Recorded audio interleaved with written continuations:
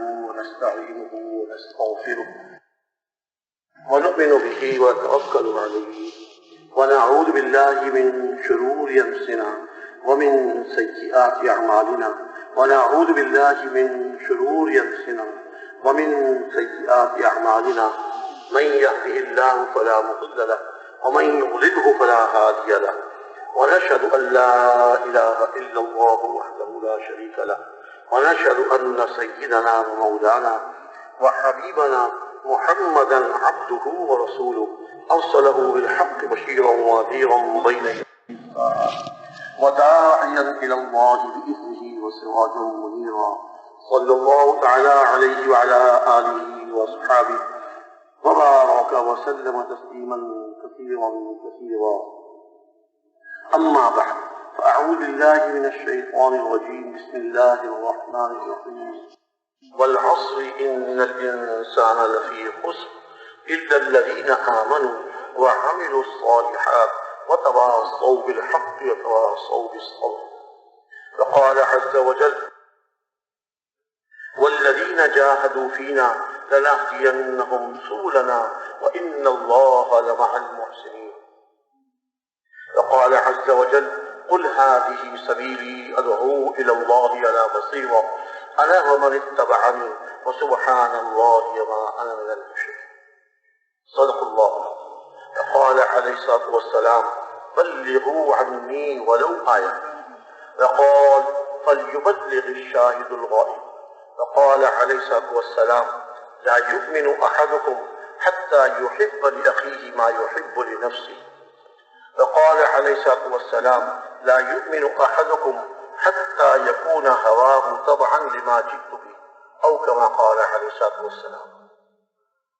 میرے محترم بھائیوں دوستوں بزرگوں، اللہ رب العزت نے انسانوں کی دنیا اور آخرت میں کامیابی کے لیے اپنا دین اتارا ہے، اپنے احکامات نازل فرمائے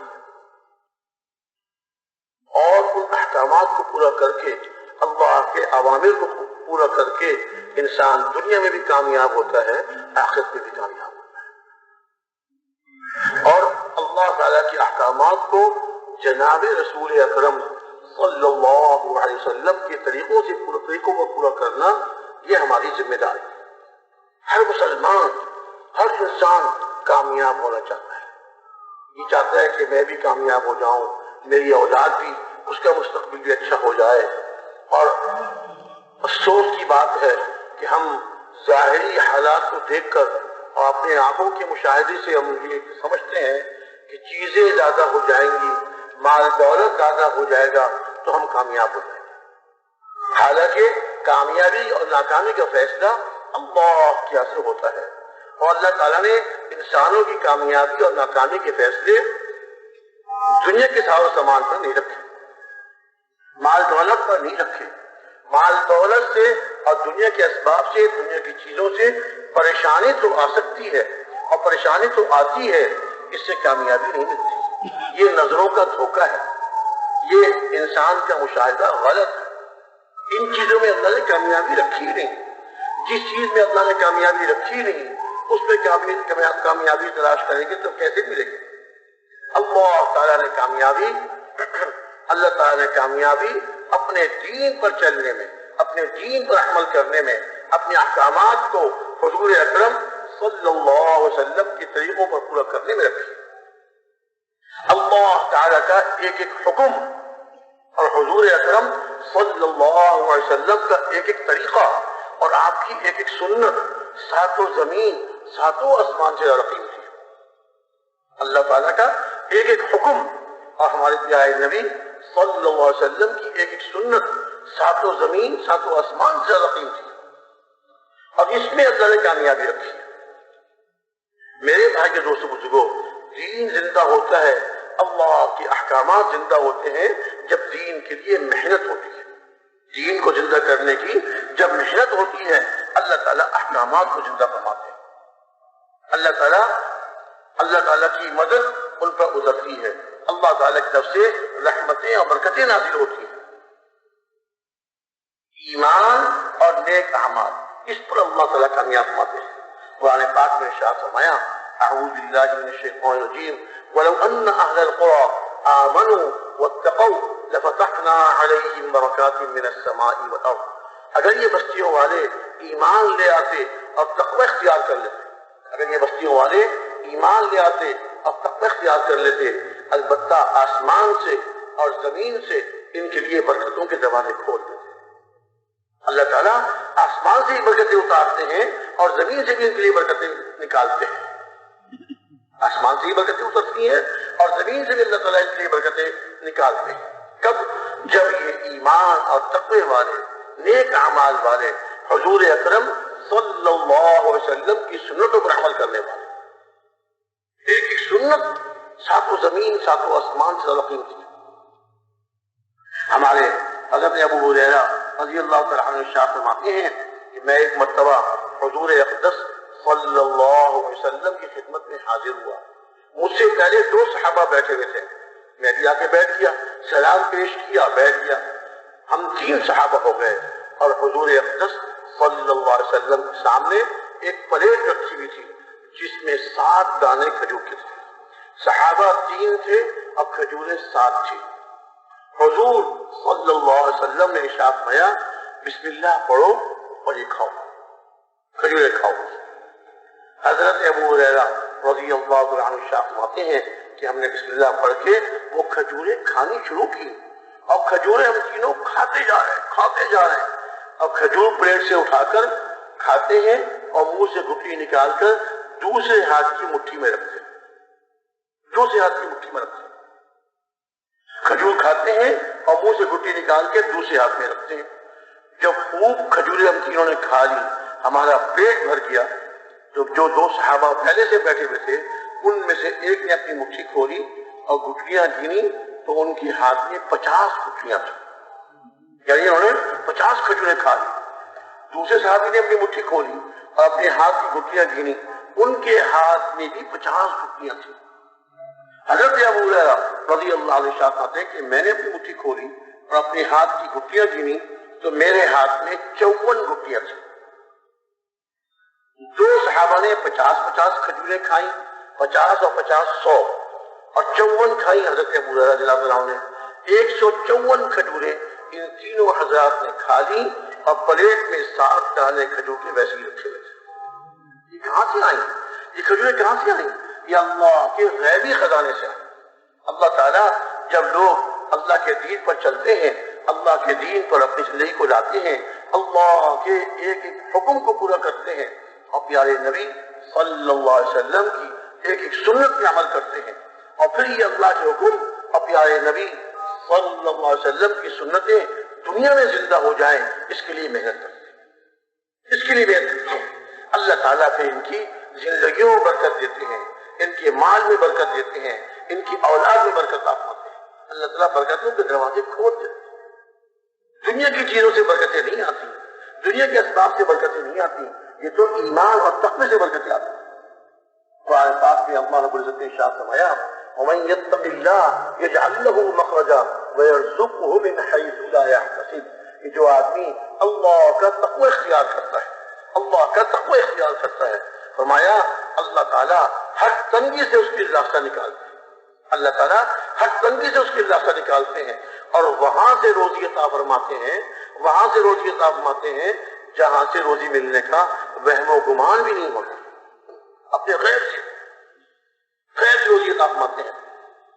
حضرت مقداد رضی اللہ تعالیٰ عنہ ایک صحابی ہے، وہ باہر تشریف لے گئے کیونکہ مدینہ منورہ میں شروع میں گھروں میں داخلہ نہیں ہوتے تھے. اپنی ضروریات پوری کرنے کے لیے، اپنے تقاضے کے لیے باہر جایا کرتے تھے. حضرت مقداد رضی اللہ عنہ باہر تشریف لے گئے، ابھی پیشاب کرنے کے لیے بیٹھے ہی تھے، دیکھتے کیا ہے کہ سامنے چوہے کا ایک بل ہے. چوہا اپنے بل سے نکلا اور 1 دینار اشرفی لا کے اس کے سامنے ڈال دیا. پھر اپنے بل میں گیا، پھر 1 دینار لے کر آیا اور لا کے سامنے ڈال دیا.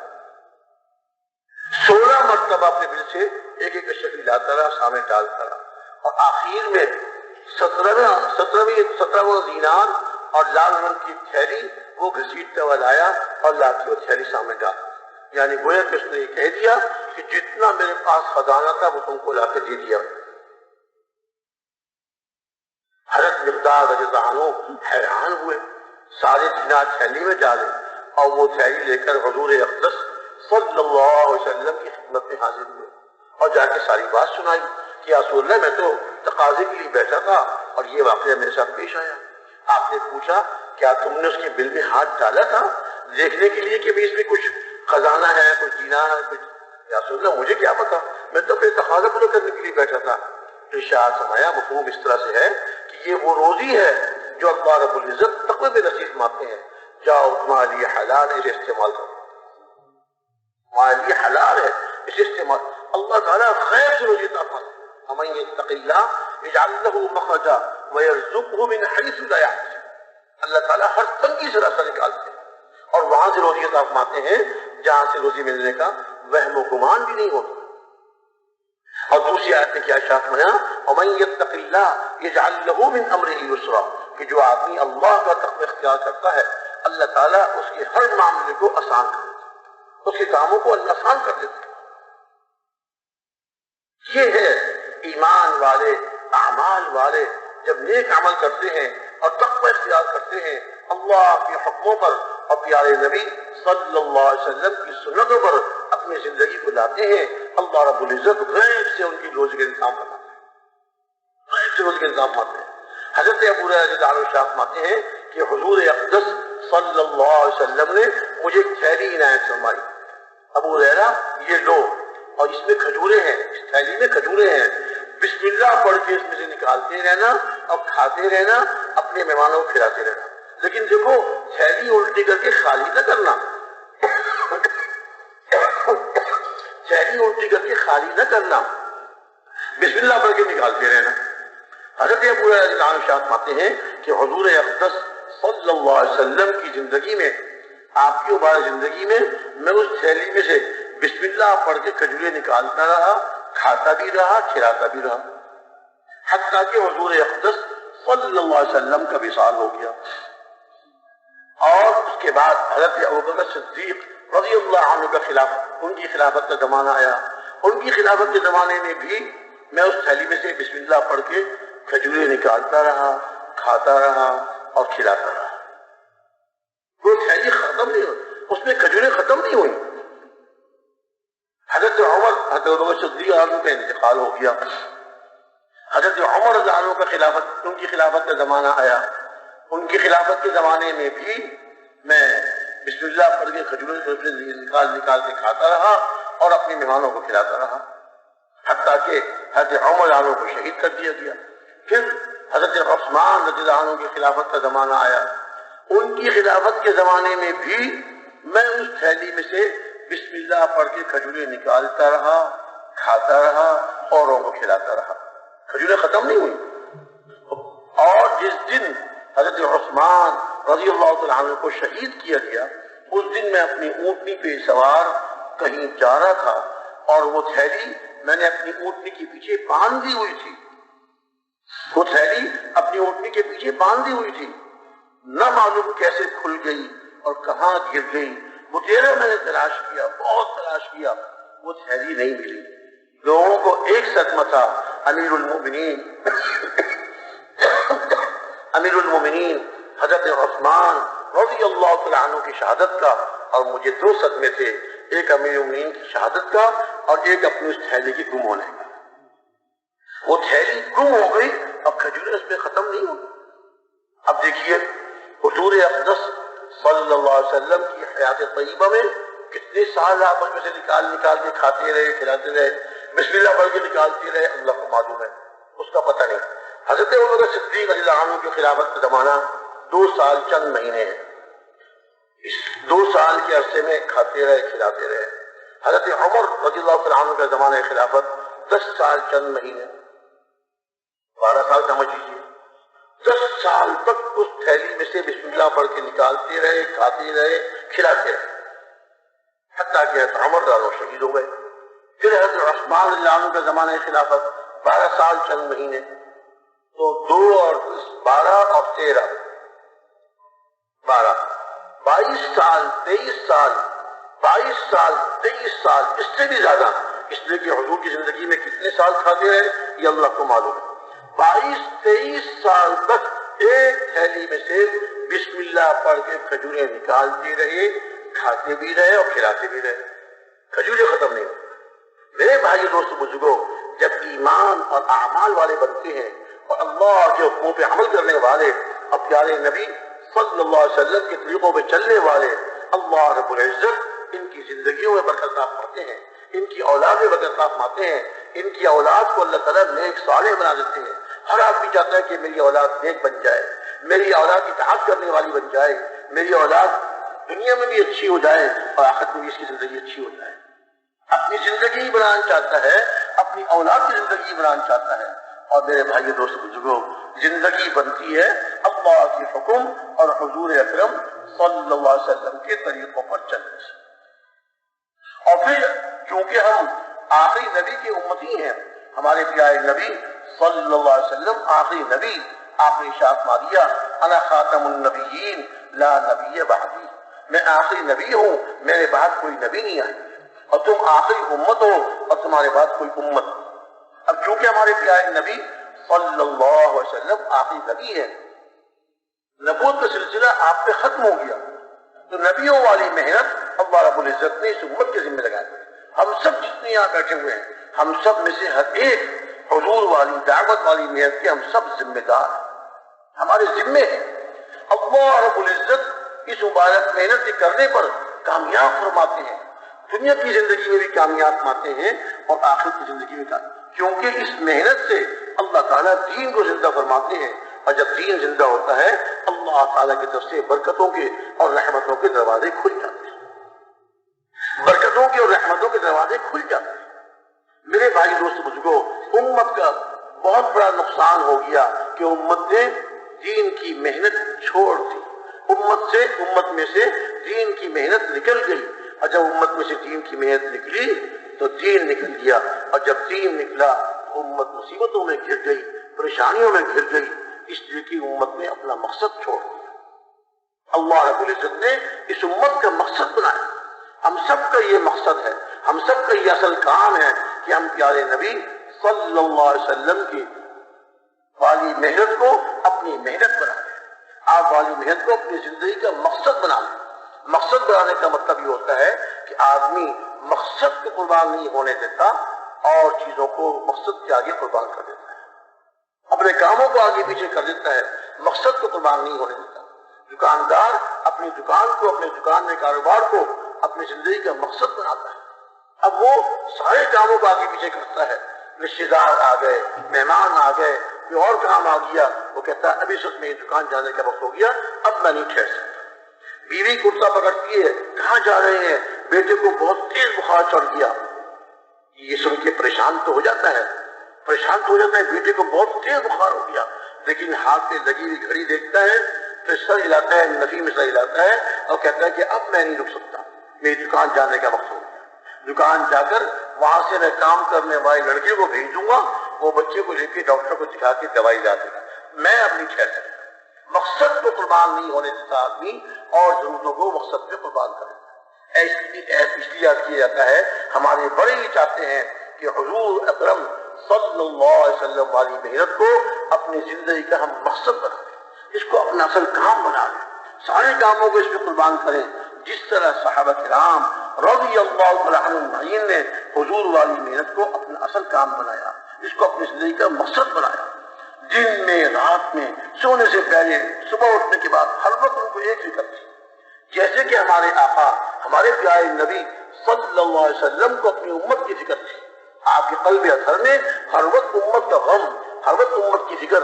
صحابہ کرام رضی اللہ تعالیٰ عنہم ارشاد فرماتے ہیں کہ جب حضور نماز پڑھتے تھے تو آپ کے سینے مبارک سے ایسی آواز نکلتی تھی جیسے چکی کے چلنے کے وقت کی آواز، چکی کے چلنے کی آواز ہوتی ہے، اور کبھی فرمایا کہ جیسے ہنڈیاں چولہے میں رکھی ہوئی ہو اور اس میں کھانا پک رہا ہو، اس کے ابلنے کی جو آواز ہوتی ہے، ایسی آپ کے سینے مبارک سے آواز آتی تھی۔ آپ کو کس کا غم تھا؟ آپ کو اپنے صاحبزادیوں کا غم تھا؟ نہیں۔ آپ کو اپنے پھوپھیوں کا غم تھا؟ نہیں۔ آپ کو اپنے چچاؤں کا غم تھا؟ نہیں۔ آپ کو غم تھا تو اپنی امت کا غم تھا، آپ کو غم تھا تو اپنی امت کا غم تھا۔ آپ کو یہ فکر تھی کہ میرا کوئی امتی بھی دوزخ میں نہ جائے۔ اور ہمارے پیارے نبی صلی اللہ علیہ وسلم کی محنت اور صحابہ کی محنت تو کفار میں تھی. کفار مشرکین جو اللہ کو نہیں مانتے، اللہ کے حکموں کو توڑ رہے ہیں اور اللہ کے ساتھ شرک کر رہے ہیں، اللہ کے ساتھ شریک ٹھہرا رہے ہیں، ان میں آپ کی محنت ہو چکی. ایک صحابی کہتے ہیں کہ اسلام لانے سے پہلے میں اپنے والد صاحب کے ساتھ مکہ مکرمہ آیا عمرہ کرنے کے لیے یا حج کرنے کے لیے. یہ بات تھی کہ جاہلیت کے زمانے میں بھی حج چلتا رہا، عمرہ چلتا رہا.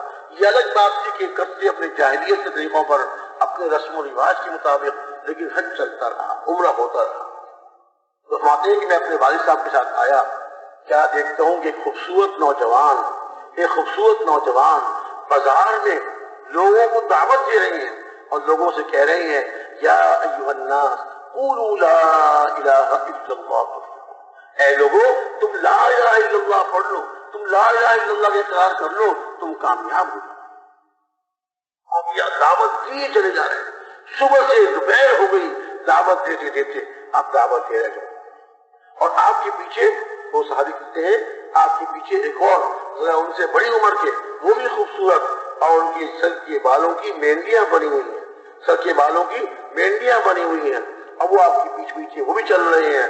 اب وہ کہتے ہیں کہ لوگوں اس کی بات نہ مانو، یہ دیوانہ ہے، مجنون ہے. نعوذ باللہ. میں نے اپنے والد صاحب سے پوچھا یہ کون ہے؟ انہوں نے کہا یہ قریش کے ایک نوجوان ہے جن کا نام محمد ہے صلی اللہ علیہ وسلم. یہ لوگوں سے کہتے ہیں کہ میں اللہ کا نبی ہوں اور لوگوں کو اللہ کی طرف بلاتے ہیں. میں نے پوچھا یہ ان کے پیچھے چلنے والا جو لوگوں کو ان کی بات سننے سے روک رہا ہے یہ کون ہے؟ کہا کہ یہ ان کے چچا ابو لہب. حضور دعوت دے رہے ہیں، آپ کے پیچھے پیچھے آپ کے چچا ابو لہب لوگوں کو روک رہے ہیں، لیکن حضور کی پرواہ نہیں کر رہے ہیں، انہیں کچھ نہیں کہہ رہے، دعوت دیے چلے جا. صبح سے دوپہر ہو گئی اور دھوپ سر پہ آ گئی، سخت گرمی، چلچلاتی ہوئی دھوپ. اور اس وقت جو ہے ایک نو عمر بچی ایک پیالے میں پانی لے کر آئی. وہ سب سنا رہی ہے اسلام لانے کے بعد، صحابی بننے کے بعد ایک نو عمر بچی پیالے میں پانی لے کر حضور اکرم صلی اللہ علیہ وسلم پانی لیا، اس کے ہاتھ سے پیالہ لیا اور اسے اپنے ہاتھ دھوئے، اپنا منہ دھویا، پانی پیا. وہ صاحبزادی ان کی تکلیف کو اور ان کی مشقت کو دیکھ کے رونے لگی. ارشاد فرمایا کہ اے میری پیاری بٹیا، اے میری بٹیا تو رو نہیں، اللہ رب العزت تیرے باپ کے دین کو ہر کچے اور پکے گھر میں پہنچا کے دے، عزت والے کی عزت کے ساتھ اور ذلت والے کی ذلت کے ساتھ. جو قبول کرے گا اس کے گھر میں یہ دین داخل ہوگا، عزت اور عزت کا ذریعہ بنے گا، عزت کے ساتھ داخل ہوگا. اور جو قبول نہیں کرے گا وہ خود بھی ذلیل ہوگا اور اس کو ذلیل کرنے کے لیے دین اسے گھر میں آئے گا. وہ خود بھی ذلیل ہوگا، اسے گھر بھی ذلیل. میں نے پوچھا یہ کون ہے؟ تو بتایا کہ ان کی صاحبزادی، بڑی صاحبزادی حضرت زینب رضی اللہ تعالی عنہ. تو میرے بھائی دوست بزرگوں، ہمارے پیارے نبی صلی اللہ علیہ وسلم کو یہ فکر تھی اور یہ غم تھا کہ میرا کوئی امتی بھی دوزخ میں نہ جائے، میرا کوئی امتی دوزخ میں نہ جائے. اللہ کی دعوت دیتے تھے، ایک اللہ کی طرف بلاتے تھے، لوگوں اللہ کو ایک مان لو اور اس کے ہاتھ میں سب کچھ ہے، اس کے قبضہ قدرت میں سب کچھ ہے، وہی سب کچھ کرنے والے ہیں. جو وہ چاہتے ہیں وہ ہوتا ہے اور جو نہیں چاہتے وہ نہیں ہوتا، ان کے چاہنے سے ہوتا ہے. جو کچھ نفع نقصان اور بیماری تندرستی، کامیابی ناکامی، زندگی موت، سب کچھ ایک اس کے ہاتھ میں. دعوت یہ ہے میرے بھائی دوست بزرگوں. اب ہمارے اوپر یہ ذمہ داری آئی ہے کہ ہم ساری انسانیت کی فکر کریں، مسلمانوں کی بھی اور غیر مسلموں کی بھی. مسلمانوں کو تو ہم دعوت دے کر ان پہ محنت کر کے ان کو اللہ سے جوڑیں، مسجد والا بنائیں، اللہ کے احکامات پہ چلنے والا بنائیں، پیارے نبی صلی اللہ علیہ وسلم کے طریقوں پر اپنی زندگی کو لانے والے بن جائیں. اس کے لیے ہم محنت کرنے والے. جب یہ ہم محنت کریں گے اللہ رب العزت راضی ہو کر ہمارے حالات کو بنائیں گے، ہمارے حالات کو درست کر دیں گے. اللہ پاک ہمارے حالات کو درست کر دیں. آج حالات کو درست کرنے کے لیے، اپنے بگڑی ہوئی زندگی کو بنانے کے لیے لوگ محنت سے کرتے ہیں، کوشش کرتے ہیں، ہر قدم کرتے ہیں، لیکن حالات درست نہیں ہوتے. اس لیے کہ میرے بھائی دوستو بزرگوں، دنیا کے اسباب سے حالات نہیں بنتے، بلکہ وہ تو اللہ کے حکم سے حالات درست ہوتے ہیں، اللہ کے حکم سے حالات ٹھیک ہوتے ہیں۔ اور جب مسلمان اپنے خود دین پر چلتے ہوئے اللہ کے حکموں کو پورا کرتے ہوئے اور پیارے نبی صلی اللہ علیہ وسلم کے طریقوں پر اپنی زندگی کو لاتے ہوئے دوسروں پر محنت کرتے ہیں، ایک ایک مسلمان کی فکر کرتے ہیں، کوئی مسلمان بھی دین سے دور نہ رہے، اللہ کے حکموں کے خلاف اپنی زندگی گزار دے۔ دیکھیے ایک حدیث شریف میں آتا ہے جس کا مفہوم یہ ہے، کسی ایمان والے کے لیے حلال نہیں، کسی ایمان والے کے لیے حلال نہیں کہ وہ کھانا کھا کر پیٹ بھر کے سو جائے اور اس کا پڑوسی ہوگا۔ کسی ایمان والے کے لیے یہ حلال نہیں ہے کہ خود تو کھانا کھا کر پیٹ بھر کے سو جائے اور اس کا پڑوسی ہوگا۔ جب ظاہری بھوک، ایک عارضی بھوک ہے جو ختم ہو جاتی ہے تھوڑی سے کھانے سے، ایک عارضی بھوک کے بارے میں ارشاد میں آیا کہ ایمان والے کے لیے حلال نہیں کہ وہ خود پیٹ بھر کر کھائے، اس کا پڑوسی بھوکا ہو۔ تو جو ہمارا پڑوسی اگر نماز نہیں پڑھ رہا، اللہ کے حکم کے خلاف زندگی گزار رہا ہے، پیارے نبی صلی اللہ علیہ وسلم کے طریقے کے خلاف زندگی گزار رہا ہے، میرے بھائی دوست بزرگوں، تو پھر یہ کیا کر رہا ہے؟ یہ ہمیشہ کی بھوک اور ہمیشہ کی پیاس کے اس کی زندگی بن رہی ہے، زندگی بگڑ رہی ہے، ہمیشہ کی بھوک کا سامان ہو رہا ہے، ہمیشہ کی پیاس کا سامان ہو رہا ہے۔ اب یہ میرے لیے کہاں جائز ہوگا، یہ میرے لیے کہاں حلال ہوگا کہ میں تو نماز پڑھ لوں، میں تو اللہ کا ذکر کر لوں، میں تو قرآن شریف پڑھ لوں، اور میرا مسلمان پڑوسی وہ اللہ کے حکموں کو پورا نہیں کرتا، اس نے نماز نہیں پڑھی، اس نے اللہ کا ذکر نہیں کیا، اس نے قرآن پاک کی تلاوت نہیں کی، وہ نیک اعمال نہیں کر رہا، تو یہ میرے لیے کیسے حلال ہے؟ میرے بھائی دوست بزرگوں، یہ ہم سب کی ذمہ داری ہے، ایک ایک مسلمان کی ہم فکر کریں، پڑوس میں رہنے والے، آس پاس کے رہنے والے، میرے رشتے دار، میرے بچے، میرے پڑوسی، کوئی بھی اللہ کے حکم کے خلاف زندگی نہ گزارے۔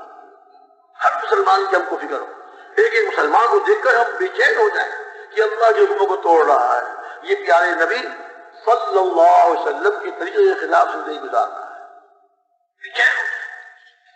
جیسے ہمارے پیارے نبی صلی اللہ علیہ وسلم کے قلب اثر میں امت کی فکر، امت کا غم، امت کے لیے بے چینی تھی، ایسی ہمارے دلوں میں بھی امت کے لیے بے چینی آ جائے۔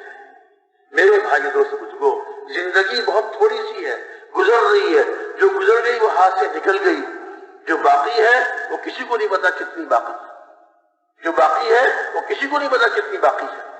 میرے بھائی دوست بزرگوں، یہ زندگی جو باقی ہے اس کو ہم اللہ کے حکموں کے مطابق اور پیارے نبی صلی اللہ علیہ وسلم کے ایک ایک طریقہ اور آپ کی ایک سنت پر زندگی گزارنے والے بن جائیں۔